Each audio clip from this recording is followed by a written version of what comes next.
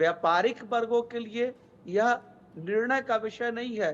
Share में बहुत उठा-पटक दिखता है ग्रहण काल में। ऐसा मान्यता है कि जिस दिन ग्रहण होता है, उस दिन शेयर जो है वह निश्चित तौर पर बहुत नीचे होकर के खुलता है या फिर बहुत अप होता है, और साथ ही साथ बारिश से बहुत ज़्यादा परेशानी होती है। जब चंद्रमा का प्रभाव पृथ्वी पर पड़ता है और समुद्र पर पड़ता है, तो समुद्र में ज्वार-भाटाएँ आती है, जिससे उथल-पुथल और बहुत कहीं-कहीं बहुत ज़्यादा बारिश की स्थिति भी उत्पन्न होती है।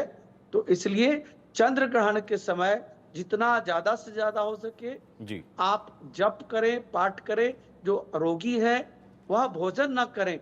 अगर प्यास लगी है तो कुशा अथवा तुलसी का पत्ता डाल करके जल को पान करें, और महामृत्युंजय मंत्र विशेष रूप से ओंग ह्रौं ओंग जुं क्षः भूर्भुवः स्वः त्र्यंबकम यजामहे सुगंधि पुष्टि वर्धनम उर्वारुकमिव बध्नान् मृत्योर्मोक्षीमामृतात् भूर्भुवः स्वरो जुं क्षः ह्रौं ओंग। अपने उचित अच्छे स्वास्थ्य के लाभ के लिए महामृत्युंजय मंत्र का जप करना लाभकारी होगा। जो आर्थिक रूप से परेशान है वह त्रिपुर सुंदरीराजराजेश्वरी का षोडशी महामंत्र ओम ओम श्रीम श्रीय नमः ओम ह्रीं श्रीं का इलहरिंग हा सकहलरिंग सकलहरिंग, यह विशेष रूप से धन की प्राप्ति के लिए महामंत्र दिया गया है। ग्रहण काल में यह महामंत्र का जप करें, और जो शत्रु से परेशान है वह ओम ह्रीं बगलामुखी सर्वदुष्टानाम वाचम मुखम पद्म स्तंभ है जिह्वाम किलय किलय बुद्धिम विनाशाय ह्रीं ओम फट स्वाहा, इस महामंत्र का जरूर जप करें। ग्रहण का जो समय है 6:12 से प्रातः काल 10:17, इस समय जितना ज्यादा से ज्यादा हो सके इन मंत्रों का जप करें, जी। और ग्रहण के पश्चात स्नान करें, और स्नान के पश्चात दान की विशेष महिमा बताई गई ठीक है, है। लेकिन यहाँ एक तो सवाल ग्रहण है आचार्य शैलेश जी, आपने तमाम उपाय बताए और आपने कहा कि दृश्य भले ही नहीं है भारत में, लेकिन फिर भी उपाय करने चाहिए, तो मतांतर क्यों है? आचार्य डॉक्टर मोहित शुक्ला जी कह रहे हैं कि नहीं, अब दृश्य नहीं है तो हम उस असर नहीं हो सकता है और ऐसे में कोई खास उपाय करने की जरूरत नहीं है। नहीं सुमित जी, भले ही दृश्य नहीं हो, लेकिन ग्रहण काल और चूंकि पितृपक्ष का पहला दिवस है, हम्म। इसलिए स्नान करके दान की विशेष महिमा कही गई है। पितृपक्ष में जो ग्रहण है वह बहुत ही महत्वपूर्ण माना गया। पितृपक्ष में श्राद्ध का पिंडदान किया जाता है, तो ग्रहण काल के बाद भी पिंडदान की विशेष महत्ता है। और पहला दिवस है, चूंकि विशेष रूप से कहा जाता है कि पूर्णिमा से शुरुआत होता है पितृपक्ष का, और अमावस्या तिथि तक होता है। 16 दिवस का यह पितृपक्ष होता है, और पितृपक्ष के पहले दिवस पे यह ग्रहण लग रहा है, इसलिए दान की विशेष महत्ता है ठीक है। और महिमा है। ठीक है, आचार्य डॉक्टर मोहित शुक्ला जी, आप कह रहे हैं कि दृश्य नहीं है तो कोई खास असर पड़ने की बात नहीं है भारत में, या फिर कोई खास उपाय करने की जरूरत नहीं, लेकिन पितृपक्ष में चंद्र ग्रहण लग रहा है। जी देखिए, ऐसा है कि जहाँ पर ग्रहण दृश्य होता है वहाँ मैंने बताया कि प्रभाव है, और जहाँ पर दृश्य नहीं वहाँ तो सूतक आदि के जो नियम हैं, जैसे मंदिर के पट बंद होते वो नहीं बंद होंगे, सूतक नहीं वो आपको दिखाई पड़ेगा।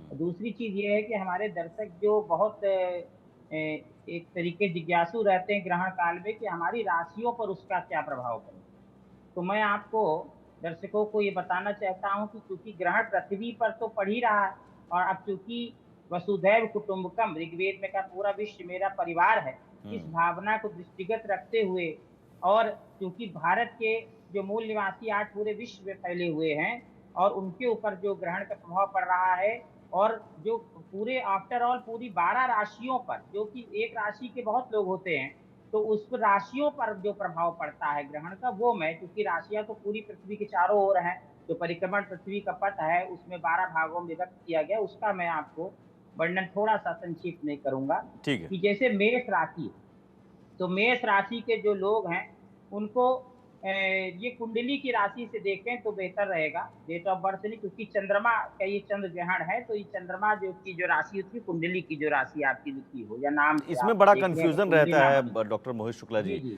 कि जन्म जी, जी। तिथि से हम राशि देखें, राशि का फल देखिए आप जो बता रहे हैं, या फिर जन्म और नहीं, तिथि कुंडली में से जो नाम भी रा अलग होता है, एक नाम जो माता पिता या कोई स्वजन देते हैं, और एक जी, कुंडली जी। का नाम जो वहां पर आता है वो आज नाम। आज मैं आपका प्रश्न समझ गया और मैं सभी दर्शकों का कन्फ्यूज़न दूर कर देता हूँ।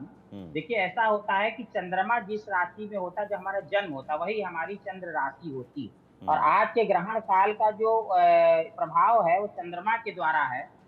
तो इसलिए चंद्र राशि देखेंगे जो कुंडली में होती है, उसी से हमारा नाम भी निश्चित होता है, ठीक। कुंडली का नाम। और जो हमारी जो डेट ऑफ बर्थ से हम देखते हैं वो सूर्य राशि होती है। सूर्य जिस राशि में होता है, हम्म। क्योंकि सूर्य हर महीने के लगभग 14-15 तारीख को जो है राशि परिवर्तन करता है। जैसे मकर संक्रांति आती है ना, मकर राशि में सूर्य प्रवेश कर रहा है, मैं आसान शब्दों में बता रहा हूँ। जी। तो इसी प्रकार से हर महीने तो वो सूर्य राशि होती है, वो वहां पर देखेंगे कि जैसे कि आपको बताया अंक ज्योतिष है, टैरो कार्ड है, उस विधा में उसका अधिक प्रयोग होता है। यहाँ चंद्र ग्रहण का विषय है, कुंडली का। किसी की कुंडली ना बनी हो, तब वो अपने जो पुकारने वाला नाम है उससे वो देख सकता है राशि। और कुंडली अगर है तो उसी नाम से आप देखिए, जो कुंडली का आपका नाम है, कुंडली में राशि लिखी होगी।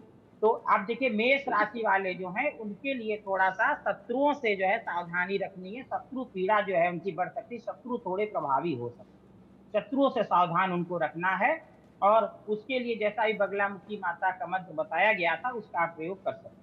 और वृष राशि जो है, वो वालों के लिए जो उनकी जो पुत्र और संतान, पुत्री के विषय में जो चिंताएँ हैं, वो समाप्त हो जाएँगी और इस ग्रहण का शुभ फल उनको मिलेगा। संतान को लेके लोग पढ़ाई को लेके या अन्य किसी चीज़ को लेके विवाह को लेके अगर परेशान है, तो वो समस्याएँ आपकी सॉल्व होंगी। और जो ग्रहण का फल है, ये 15 दिन तक पूरी तरीके से पड़ता है, 15 दिन इसका समय होता है, तो ये राशिफल आप 15 दिन के हिसाब से देख सकते हैं। और मिथुन राशि मिथुन राशि वालों के लिए बहुत शुभ है। धन आगमन, धन के लिए देखिए, कोई लोग परेशान रहते हैं, आजकल अर्थ प्रधान युग चल रहा है, बिना धन के कोई कार्य नहीं होता। तो कह रहे धन आगमन होगा, और धन के लिए उनके आर्थिक जो समस्याएँ दूर होंगी। और यही कर्क राशि वालों के लिए भी है कि उनको भी आर्थिक लाभ हो के योग बनेंगे। जैसे कि उनका पे अगर नौकरी कर रहे हैं तो उनकी तनख्वाह में बढ़ोतरी हो सकती है, अगर जॉब ढूँढ रहे हैं तो कोई अच्छी सैलरी वाला जॉब उनको मिल सकता है। और अगर व्यापार कर रहे हैं तो व्यापार के माध्यम से उनको धन की प्राप्ति होगी। इसी प्रकार सिंह राशि वालों को भी जो है वो आर्थिक लाभ का योग है धन का। अब देखिए ये 3 राशियाँ लगातार जो हैं वो धन लाभ की ओर संकेत दे रही हैं कि धन लाभ की जो आय की जो स्थिति है वो उसमें बढ़ोतरी निश्चित तौर पर होती हुई दिख रही है। और उनको भी जो है आर्थिक जो समस्याएँ हैं, अगर कर्जा लिया हुआ है या किसी अन्य प्रकार से परेशान हैं, तो और धन के लिए पीड़ित है, तो उनको जो है ये इस ग्रहण का शुभ फल प्राप्त होगा। अब कन्या राशि, अब कन्या राशि वालों के लिए फिर थोड़ा-सा गड़बड़ है, भई शत्रुओं से उनको सावधान रहना है, शत्रु प्रभावी हो सकते हैं, शत्रु नुकसान कर सकते हैं। कभी-कभी क्या होता है कि व्यक्ति कहता है भई हमारा कोई शत्रु ही नहीं है, तो छिपे हुए शत्रु रहते हैं। छिप के जो हमला करते हैं, जैसे रावण ने छिप के धोखे से आके सीता जी का हरण कर लिया, तो ऐसे ही जो छिपे हुए होते हैं लोग, जो हमारी पीठ पीछे नुकसान करते रहते हैं, उनसे हमको सजग और सावधान अगर हम रहेंगे, तो हम उनसे बच सकते हैं। तुला राशि, अब तुला राशि वालों के लिए बड़ा अच्छा है, इनको नौकरी में, व्यवसाय में उन्नति के पूरे योग बन रहे हैं, और उनके लिए भी फल बहुत अच्छा है। और जैसा मैंने आपको बताया था कि ग्रहण का जो भारतवासियों के फल अच्छा ही है, तो आप देखिए राशियों का फल भी ज़्यादातर अच्छा ही आ रहा है। और वृश्चिक राशि वालों के लिए भी जो है ये ग्रहण बहुत शुभ है, और बहुत अच्छा उनको फल मिलेगा। उनके कार्यों में उन्नति होगी, जिस कार्य के लिए वो बहुत समय से प्रयासरत थे, वो कार्य उनके सफल हो जाएँगे। और इसी प्रकार से धनु राशि वालों के लिए धार्मिक कार्यों से उन्नति होगी। जैसे धार्मिक जो कार्य है, अनुष्ठान है, पूजा है, सिद्धि है, उनसे उनको लाभ होगा। दान है, जप है, जैसा अभी दान की महिमा आचार्य जी बता रहे थे कि दान, उन्होंने कहा कि देखिए दान जो है, आपने प्रश्न किया कि